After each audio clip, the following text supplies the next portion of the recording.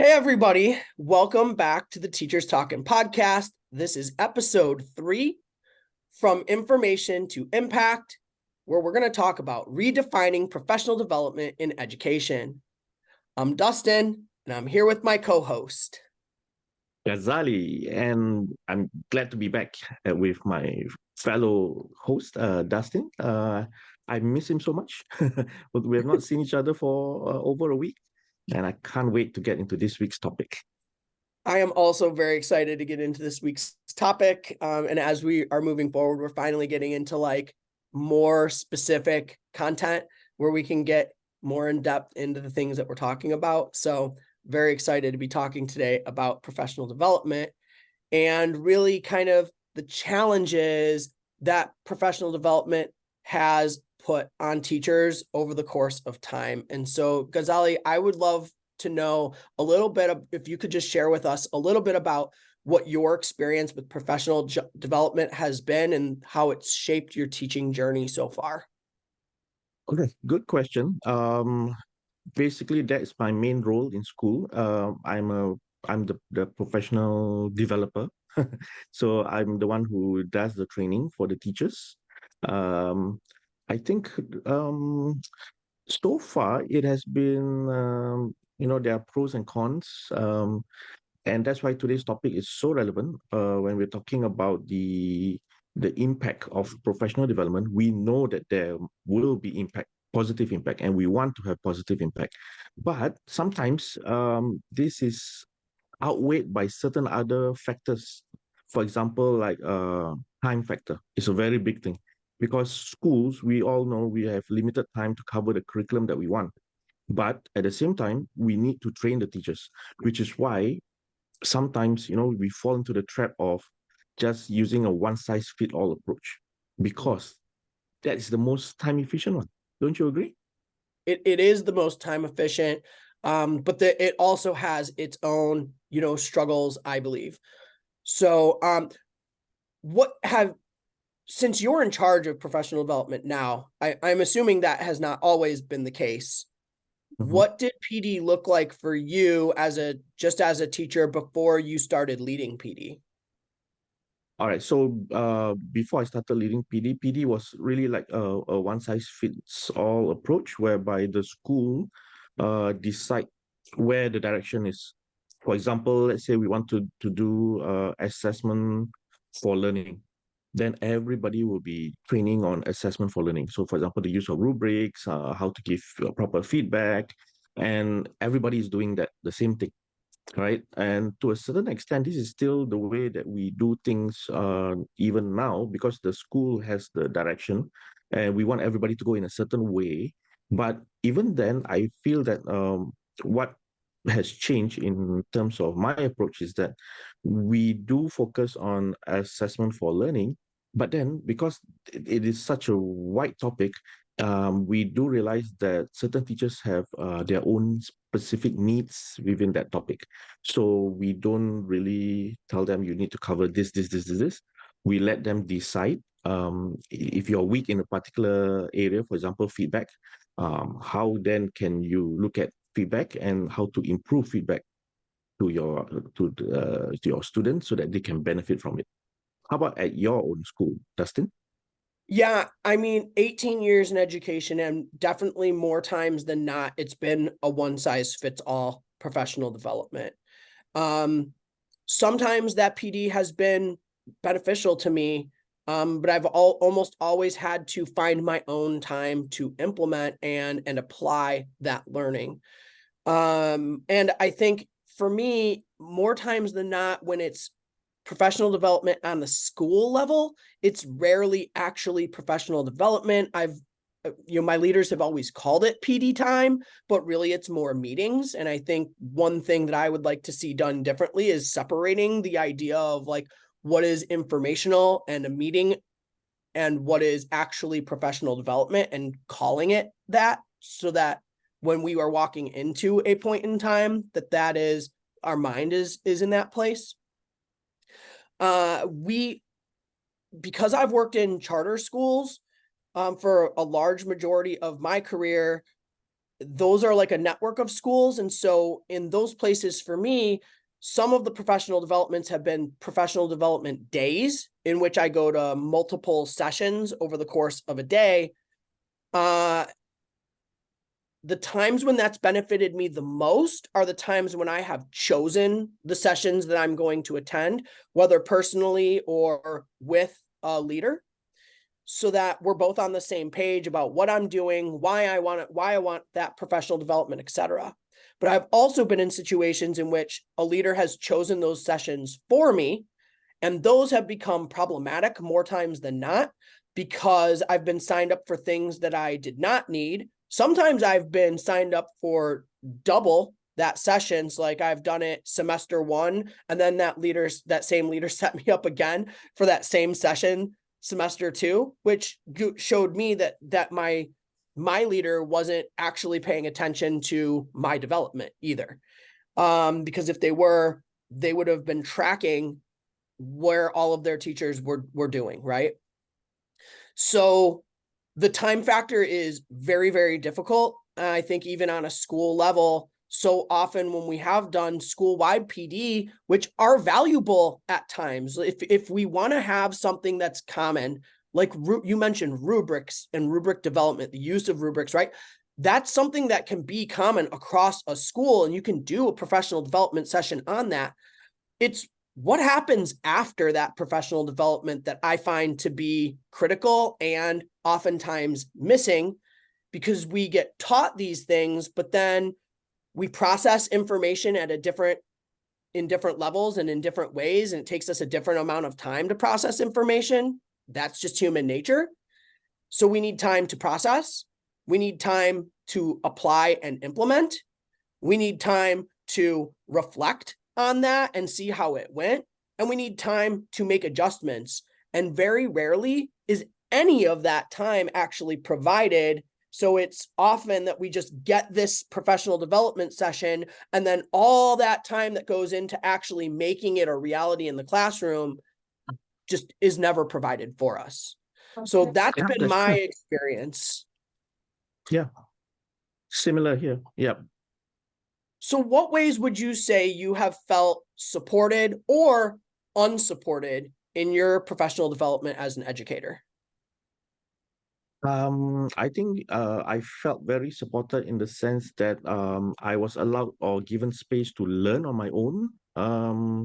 Important things to develop myself, and then I could bring it back to the school and to train the teachers. So in that sense, I felt I was very supported, and that is something that I treasure a lot because I like to explore my own learning. I like to do my own reflection. Okay, so but again, I would have to emphasize the main area of weakness always is the time factor, whereby we are not given enough time to reflect. So we are only training. We implement, but we lack that reflection time, which actually, if you ask me, is the most important part of the training. Because that's when you actually learn and you actually realize, oh, I did this well, I didn't do this well, I could improve on certain other things. And what do I need to get even better in what I'm doing? So that comes with reflection. But that part, the reflection part, the reflective part is usually the part which gets left behind, or because we are too busy covering curriculum. So Mm-hmm. everybody's thinking, I've got to finish the syllabus. I've got to finish the syllabus. But the training that you did in the beginning of the year, there is no follow-up. And then before you know it, is the end of year exams, and then the results come in, and then you look at the data, and you just are just amazed, where did the time go, and then it's time for the holidays, when I'm not going to be reflecting during the holiday period. I want to go off to for my vacation. So that's the part that's get lost in translation, so called. Yeah. Yeah. Yeah. I agree. And I would say I've mostly felt unsupported when it's come to big picture, one size fits all professional developments, though I have had some leaders who do follow up, and those have been the most supportive types of PDs. Is when a leader says, so tell me about the sessions that you went to. What did you learn? What do you want to do with that information? And the next time we meet, following up with that and saying, okay, so you said last time you said you wanted to do X, Y, and Z. Have you tried any of it? How is it going? What support do you need? Right. So I have had moments like that. And that for me, those have been the most valuable pieces of PD and support from PD that I have, exhibited. I took that when I became a school leader, and that's how I acted with all of the people that I coached and worked with. I made sure that I always knew what professional development people were going to. I followed up with that professional development and asked them, what did you learn? What do you want to do? How can I help you make that happen? And then that was an ongoing conversation. I also used my coaching time to try to help provide some of the time for people to be able to start implementing, or we worked on things collaboratively so that they could start to apply and implement. So I think that's what worked really well for me. And so when I became a leader, I wanted to reciprocate that.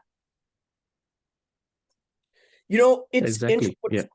what I find really interesting about professional development, and this kind of takes us into our next segment, the irony of uniformity, is why don't we differentiate for teachers? We are asked to differentiate for our students. We know that our students come to us at a wide variety of levels, a wide variety of skills, a wide variety of needs, a wide variety of trauma, and we are expected to adjust as teachers for our students. But the reality is, just because we're adults doesn't mean that we don't need things differentiated for us, because we Yep. also come with a variety of skills, a variety of needs, a variety of traumas, right?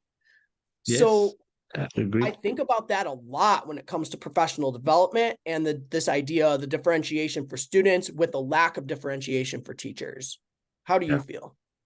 I think it's because for teachers, you could look at it in two ways. Firstly, we fall into this trap of thinking that teachers are like blank slates. Initially, we thought of students as being blank slates, that you pour the knowledge into them. And then we're starting to think of teachers as blank slates as well, where you pour the knowledge into them. So you don't really realize that, hey, we actually come in, or teachers come in at different levels of competency, and knowledge bases. So then we decide, okay, so they need to learn this, and that, and then we just pour it into them. So that's one perspective. Another perspective is that we don't know what we don't know, or rather, we do not know what the teachers don't know. So that's Yes. very important for us to do learning needs analysis at the beginning of the year. A simple survey. If you want to do differentiated instruction, if your school wants to do differentiated instruction, you need to know first what your teachers know about differentiated instruction, because your teachers come from very wide backgrounds. There could be beginning teachers, there could be pre-service teachers who are going to your school for training, there could be experienced teachers who have been around for like 25 years in the teaching service. So you need to know from where they're coming from. And then you can tailor a proper workshop. You can make use of those teachers with 25 years experience to be your table facilitators, for example. Then they take on different roles. You can make your teachers who are beginning teachers. They may be beginning teachers, but they may have external experiences doing other jobs. So what kind of experiences can they bring in from the current modern world, that we are living in right now with the advent of AI? They may know certain things about it that we don't know because we've been stuck in school for decades. Yeah, so this is where we bring in experiences, and we realize that teachers also come from different levels, different perspectives, different backgrounds.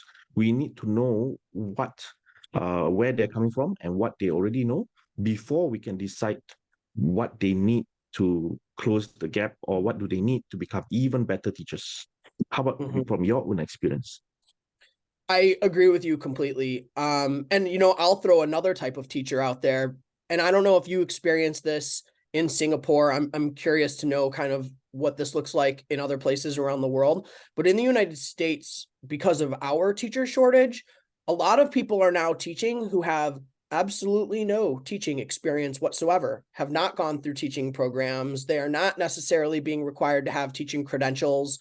And so not only do you have beginner teachers, veteran teachers, teachers in the middle, teachers who have traditionally taught high school who are now in middle school, vice versa, right? Like there's so many different adjustments, but now you have teachers who are jumping into support. They might be going through a program while they're currently starting to teach, right? But there's so many people now who are in classrooms who don't have any experience at all. And that means professional development for them is even more critical than it is for almost anybody else. Like they are like a beginner teacher, but even with less experience. So I Yeah, think about that. Do you experience that at all? yes, because we have this program whereby people who want to become teachers, they have the necessary qualification, but they have not gone for teacher training yet. So what they can choose to do is to apply for like relief teaching. That I guess in the States they are substitute teachers, where they can come into the school for teaching experience for a year. Then they decide, oh, okay, teaching is for me, and then they will go for the training. Yeah, so those will be the kind of teachers whereby I think what you're mentioning about those with no prior experience coming into the school setting. Yeah, and I guess that's also, you're right. These teachers will probably need more professional development, more training, and maybe even to go one step further, not just that, that's where we go into the area of mentorship. So Mm. professional training plus mentorship. So they are partnered with a senior teacher who can, teach them the ropes, guide them, uh, show them a bit of the shortcuts and what are the effective teaching strategies so that they don't try to reinvent the wheel and make the same mistakes that the senior teacher has done before. So they Mm. learn. So it's a buddy system in that sense. Yeah. So yeah, you're right. So there are that category of teachers as well. Yeah, Yeah. and I think too that what you're mentioning right there of like teacher mentorship, also leader coaching, are different forms of professional development. Like just because we go to a session with 30, 50, 100 other people, like that's one kind of professional development. But other kinds of professional development happen more one-on-one with a variety of people or in small groups. And then to get to your point about using people with different expertise to help you facilitate professional development, I think is also critical. Another way that I have always been a proponent of differentiating instruction for teachers is actually offering multiple sessions on a school level. So if school leaders know where you said give a survey at the beginning of the year to try to start to understand where do teachers feel they are, what needs do teachers feel they need, that's entry points for leaders who are working closely with teachers, and leaders should be working closely with teachers. And I think a lot of times they're not. Oftentimes leaders become quote unquote managers. Teachers don't need managers. We don't need somebody to check up on us, to try to hold us accountable for data, to hold us accountable for what our lesson plans look like. We, for the most part, have gone through programs to teach us these things. Trust us to do our job, listen to us when we say what I need is X, Y, and Z, and provide me with X, Y, and Z. Through differentiated professional development, a leader can develop a program at their school in which sometimes we have a common goal across a school and we all need to be in one room together to learn something and develop something together. That's one type of professional development. Another type is to offer multiple sessions and to use your teacher leaders who are experienced in different ways to offer multiple sessions. So you could say, hey, this Friday, when we have professional development time from 1 to 3, you have an option of attending one of these choice sessions that we have developed for the school. And people can go to the session that is most relevant to their needs. And that can be led by school leaders, but it could also be led by other teacher experts. And that can shift up over the course of time. I think we talked about time earlier in this episode, and that's another place where you can give time, because sometimes the development need is time. And so every once in a while, have some choice sessions, but one of those choices should be go do what you need to do, whether that's planning or grading or calling parents or whatever. That should be an option, not all of the time, but sometimes that should be an option. And when we do have a differentiated sessions like this, leaders should know exactly who attended what, when, so that when you offer differentiated sessions again, you don't have a teacher who every single time chooses work time, right? Because that'll happen. But more times than not, teachers want to learn. We just get frustrated with being forced into a room where we are all learning the same thing. And 9 times out of 10, half of the people in that space don't need to hear what's being talked about. And 9 times out of 10, there's no application piece to that development. So it ends up being information over development.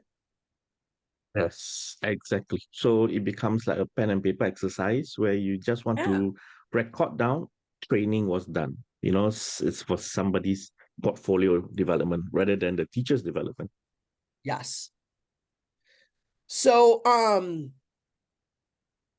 I would love to know, do you have any particular instance in which you felt that one size fits all PD approach was particularly challenging, or do they all seem to kind of fall into, one bucket for you where they were just all, for the most part, all challenging?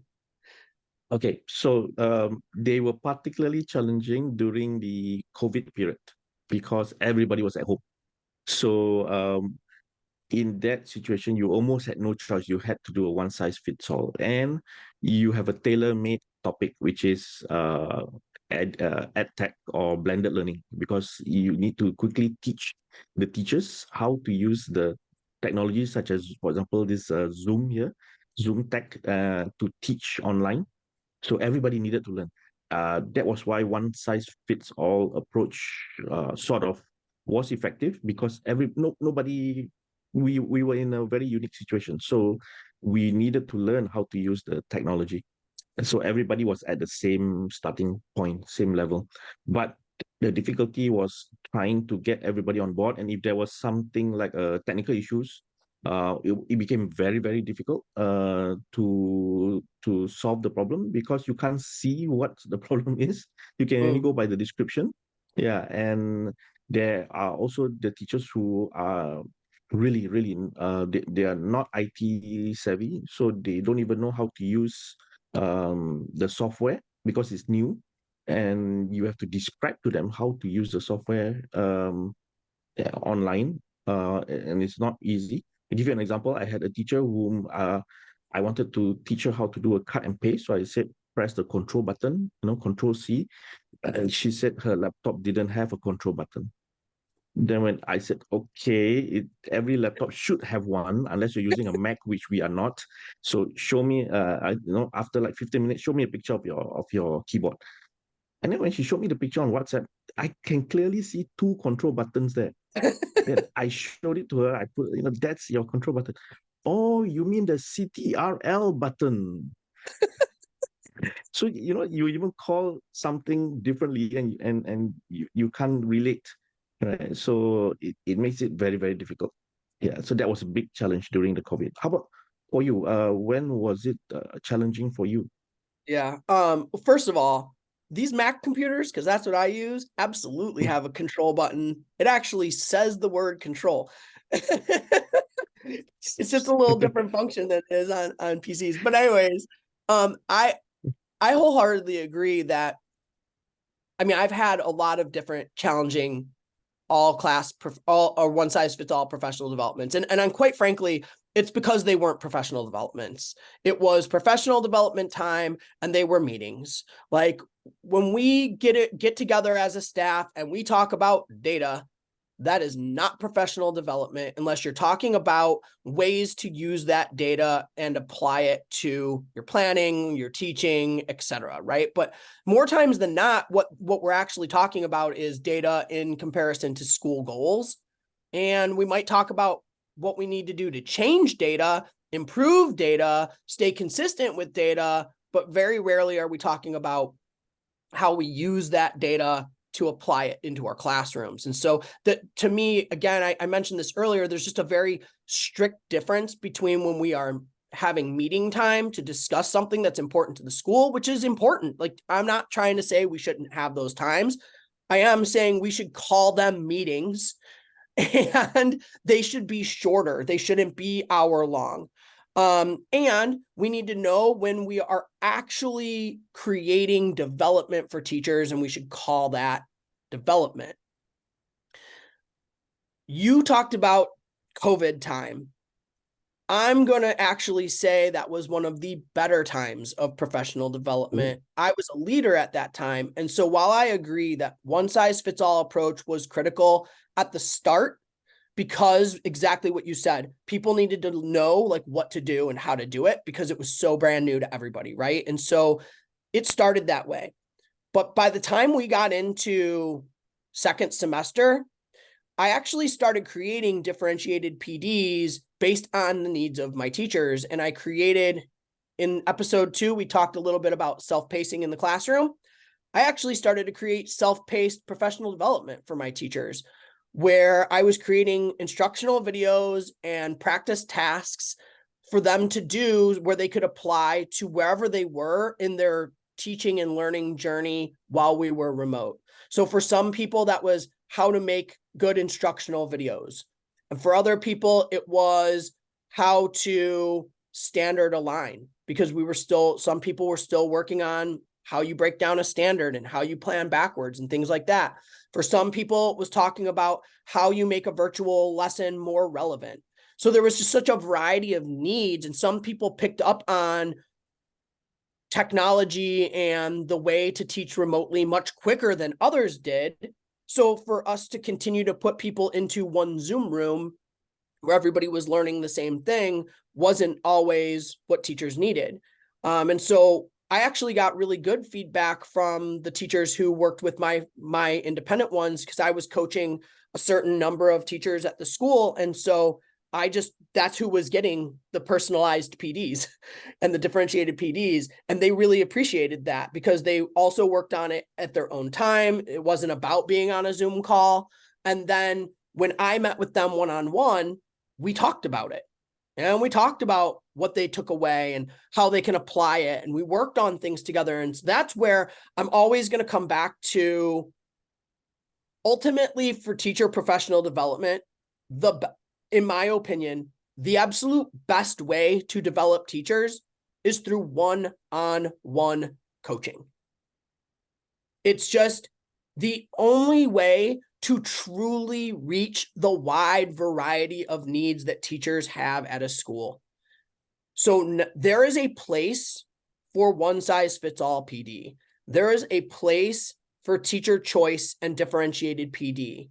And there is a place for one-to-one teacher instruction and coaching. I just believe that that should be the number one priority, and that the other two are the things that happen sometimes. So that's just what's worked really well for me in my own personal development journey. I got way more out of the time that I worked one-on-one with people than any time I sat in a group full of people. Yeah, I can see why. Yeah, because you can see your impact. Yeah, so that's very important, even for us. This is where I think we need to be able to measure what are the impact of our PD. Because like I said, if you don't have that reflection component built into your PD, how do you even discuss impact? You can't, because you need the time and the space for the teachers to see improvements in what they're doing, and they need to realize that these improvements are directly related to the PD that they are doing. rather than just offhand and suddenly you get the improvements. It doesn't happen that way. Yeah, so that's why we need them to process the PD that they are going through. Yeah. So I would say from all these things that we've talked about, I would say that there's like 5 guiding principles for school leaders to use in order to develop more mindful professional development. Number 1 is a strategic application of full PD.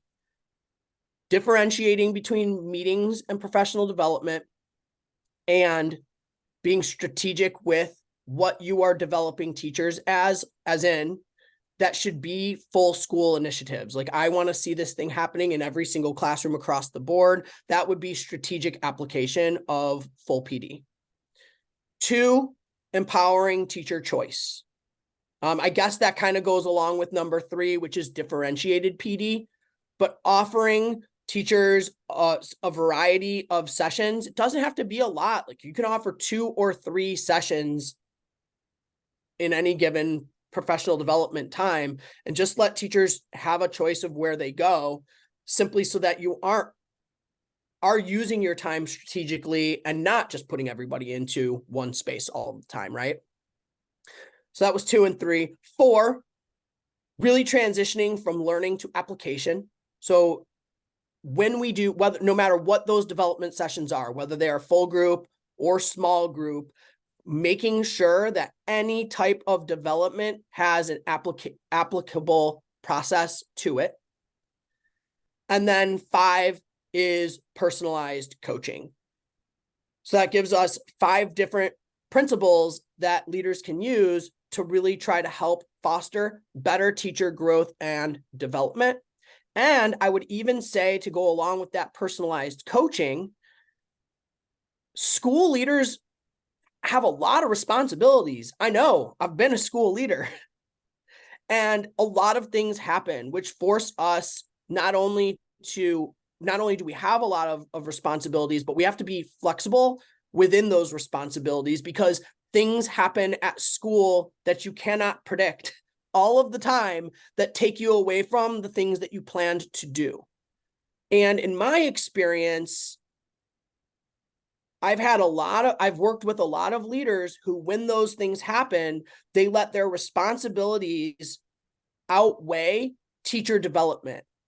And usually teacher development, specifically one-on-one time with teachers, is the thing that gets pushed to the side. I know personally, when I was coaching teachers, if I needed to cancel a time with a teacher, I always gave a teacher an option of a time to make that up. I'm sorry that we can't meet today. If you don't feel the need to meet, that's okay. If you would like to meet, that would be great. Here are some potential times that we could make that up. And then give the teacher an opportunity of saying, like, you know what, don't worry about it. We can skip this week. I'm good. Or, no, I definitely want to sit down. Let's reschedule. But the problem is, so often that's brushed aside. And I encourage school leaders to reflect and say, hey, we don't have the capacity to give our teachers one-on-one coaching instruction. And that's okay that you don't have the capacity. Bring somebody in who does. So I'm going to give myself a little self promo, but that's why I founded my company, Teacher Tutor, is to do just that, to save principals and leaders the time that they don't have, but yet to continue to develop teachers. You don't have to have someone whose job it is on your campus to develop teachers. Anybody can come into a school, virtually or in person, work with people to know what school goals are, and then work with teachers on their independent needs to help them meet those school goals. So unless a school has someone whose sole purpose is to develop teachers, and if you can do that at a school, that is the dream. But so many schools don't have that funding, and hiring an outside consultant to do that kind of work can actually be cheaper than paying a yearly salary for somebody who's on campus every single day doing that work. The point I'm trying to make, and even though I am trying to say, hey, like, hire me, Hire him. the Hire real him. point, that I'm trying to make is that there's ways of getting teachers this personalized coaching, and it should be an absolute priority for every single school, because every single teacher deserves personalized support to be their best. And when they are not getting it, it's part of why we are experiencing what we're experiencing with teacher burnout, with a lack of retention, a lack of sustainability, teachers unhappy. Like, yes, there's other educational factors that are causing that. It's not money. It's not. Teachers don't get into teaching to make money. So yes, teachers should be paid more. Not saying they shouldn't, but teachers get into teaching for a totally different purpose because it's a calling. And every single person who is standing in front of students, who's Zooming in front of students, who is working with students, deserves to have their needs met on a personalized level. And so to me, that is just the number one thing that school leaders should be thinking about when they're thinking about teacher development. Sorry, that's my soapbox. I'm getting off of it now. What do you No, think? you actually open a whole can of worms there. No, it's a Pandora's box. Yeah, because there are a lot of topics that we could actually spin off from there. We could be talking for hours on it. But just to hop on to some of the things that you mentioned, one of the reasons why I think we need external training or external people coming into the school for training. Okay, I am in charge of the training for my school, in the sense that I do the training programs. But then there's this inherent paradoxical issue that I face, that training should be developmental, right? That's why we call it professional development. But at Mm-hmm. the same time, there's a tendency for school to turn it into evaluative, because Mm. when you're training teachers, you're looking at how good they are, or how much they've learned, how much they've progressed. Then it goes into the report at the end of the year of how good the teacher is vis-a-vis other teachers, and then they are ranked, and then this decides your performance bonus, and then so then teachers become very jaded, or they see it as, hey, you're supposed to develop me, but then now you are also assessing me. Mm. So how do I trust the person giving the development program if the data that is from this program is also used to assess me as a teacher later on at the end of the year, for example? Yeah, then it Mm. becomes that's why I'm trained to try and separate those two. That means I must only focus on the developmental aspect. I do not give data. For example, at the end of the year, when you want to decide how, where the ranks of the teachers are, and if the heads of department come to me and say, hey, so and so teacher versus this teacher, who's a better teacher, I don't take part in those conversations, because I say I'm not a school leader, in the sense that I'm purely developmental, so I can't help you there. Go and discuss using whatever evidence you have. Don't come to me for evaluative evidence on the teacher's performance. But at the same time, I have to also show that the programs are working. So I Mm-hmm. have to say, okay, the teachers are showing improvements in this and this areas. So you see that's where it comes in, where the paradox is. Yeah. So that's where external people who come in, and they have no skin in the game. They are just there to give the training. They are purely for developmental purposes. Yeah. So that's where someone like Dustin can go in, be objective, and conduct the training, and the teachers will be, over time, will trust him, and then it makes it more effective training, rather than at the back of their mind they will be thinking, is this really training, or am I being evaluated here? Especially if the training that you do has elements of like lesson observation, has Mm. elements of like open classroom, has Mm-hmm. elements of like video recording of lessons. Mm-hmm. Then they will be thinking, oh no, these are actually evidence for my performance. Mm-hmm. You see, so are they being evaluative, or are they being developmental here? And if the Mm-hmm. school is not strict in separating these two, that could lead to a lot of unhappiness in your school culture. Do you agree? I absolutely agree. There is a very fine line between development and evaluation, and nobody evaluates teachers the same way. So Exactly. I've been in a variety of situations where sometimes that evaluation led to a bonus, sometimes it didn't, sometimes it rated me and ranked me, and sometimes it didn't. Like, everybody does it different. Sometimes evaluations were a bunch of observations combined, and sometimes it was once or twice during the year. So yeah, that You were is, a it is a you were a paradox, school and leader, it is right? opening a real can of worms. Yeah, and you being a school leader before, do you find yourself having two roles? Like, okay, now I'm an evaluator. No, no, now I'm a developer. So do you find yourself playing I two different no, roles? no. And the So you were reason why, purely evaluator. no, I'm not. But the reason why I say that is I I personally believe there should never be surprises in a coaching relationship with a teacher.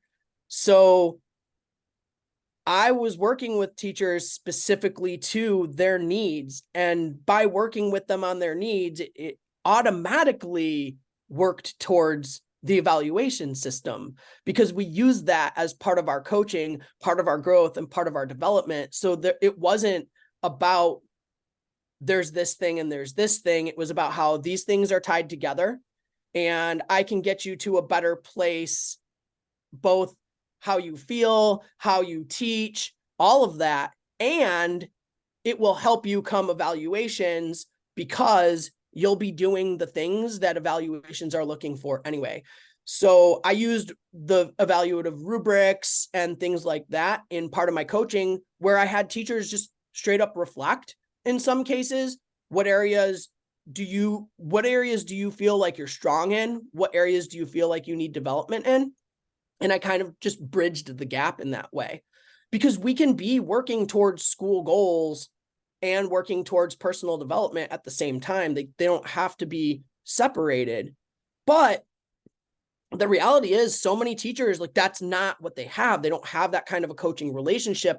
So more times than not, what teachers have is somebody who pops into their room once or twice a year and then tells them that they're a good or a bad teacher based on that one or two times that they've been in the room. And if you just happen to be in there on a good day, or you happen to be in there on a not so good day, and both of those things happen on a regular basis, it it's a reflection on the teacher. So I was somebody who was in classrooms regularly. Like, I wasn't somebody who was just there once a quarter or once a semester. I was in my teachers' spaces. I tried to be in my teachers' spaces weekly, and at the very worst, I was in their spaces biweekly. And so I made it a norm that, like, I'm going to be in your classroom. And as a teacher, I wanted people in my classroom. I was inviting teachers to come and stop in and watch and give me feedback. I was inviting leaders, like, stop in. And my students that was normalized then. So I didn't have to do the dog and pony show that so many teachers do when it becomes evaluation, right? Like, setting up your students like, hey, the principal is coming in today. I need everybody to be on their best behavior. Let's just make this the best class we've had all year, right? Like, that's the dog and pony. And I got away from that because that's not real. Like, I wanted people to see what was really happening in my classroom space. I wanted feedback on what I was doing well, and I wanted feedback on where I could improve. And then I wanted someone to work with me on those areas of where I could improve. And that's because that's what I wanted as a teacher, as a leader. That's what I wanted to give my teachers. And so that's where I bridged that gap.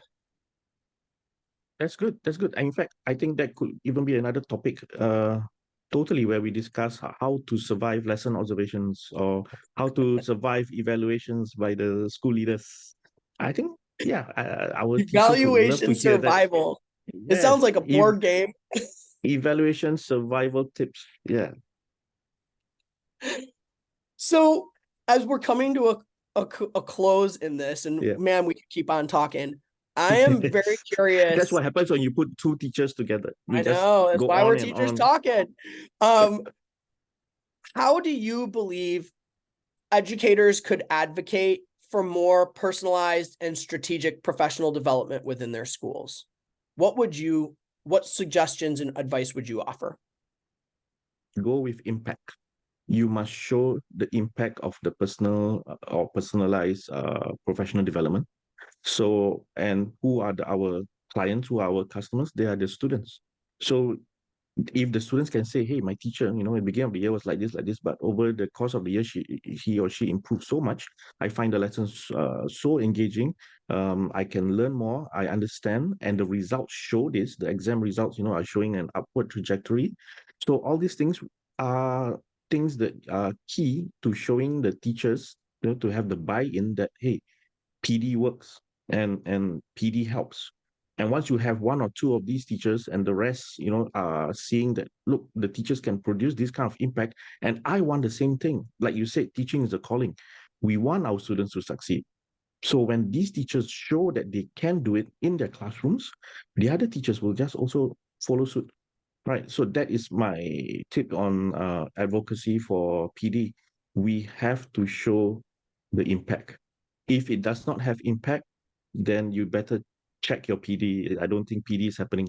It could be like what you said. They're doing meetings. They're doing vetting of exam papers. They're doing other things. They're doing schoolwork other than professional development, because by the very definition of professional development, you should be getting better in what you do, and your students should benefit from that.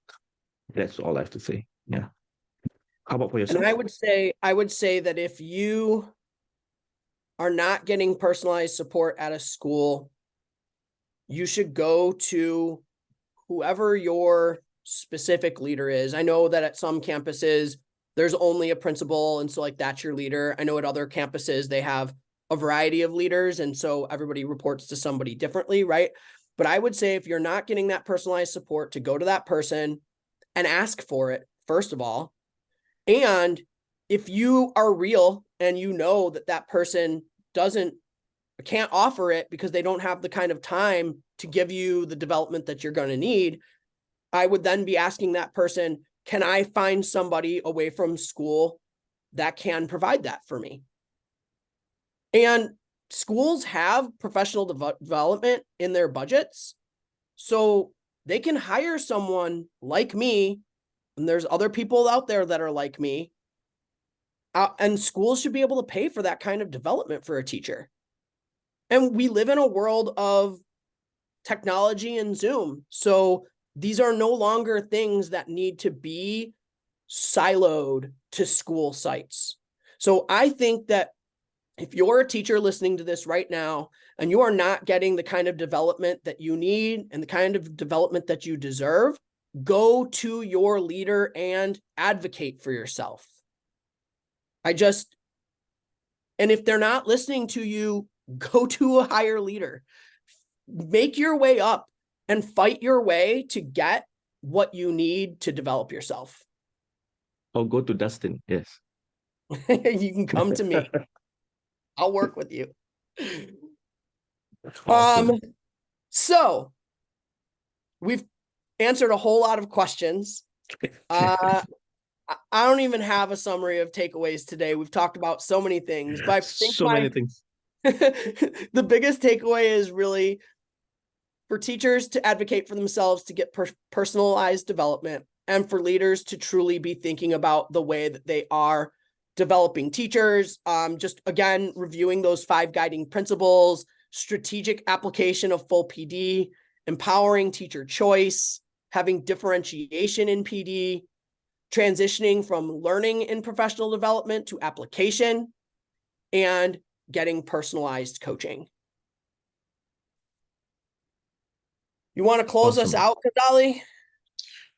There's nothing more I can add, other than, yeah, focus on the developmental aspects. The evaluation can be a different topic altogether. So focus on the developmental aspect, and from the perspective of a teacher, must have a growth mindset. Constantly add value to yourself so that you can add value to the kids. So, and I think the school will see the value in you, and that will add to a upward trajectory in your teaching career, I hope. Yeah. If it doesn't, get Dustin's help. So listeners, we would love to hear more of your thoughts. So please, connect with us, send us DMs, comment on the podcast, leave us reviews. Please like, subscribe, and share our podcast with other teachers. Please, please, please. And we will be back in 2 weeks. And in our next episode, it's actually perfect timing because just as everybody is getting ready to go on winter break, we're going to have our first guest and we're going to talk about teacher well-being. So it'll be a perfect episode heading into winter break. Can't wait for that one. So thank you so much for listening, Ghazali. It's always great to be with you. Thanks for being here with me. Same here. It's been a pleasure. See you again in 2 weeks' time. Bye, everybody.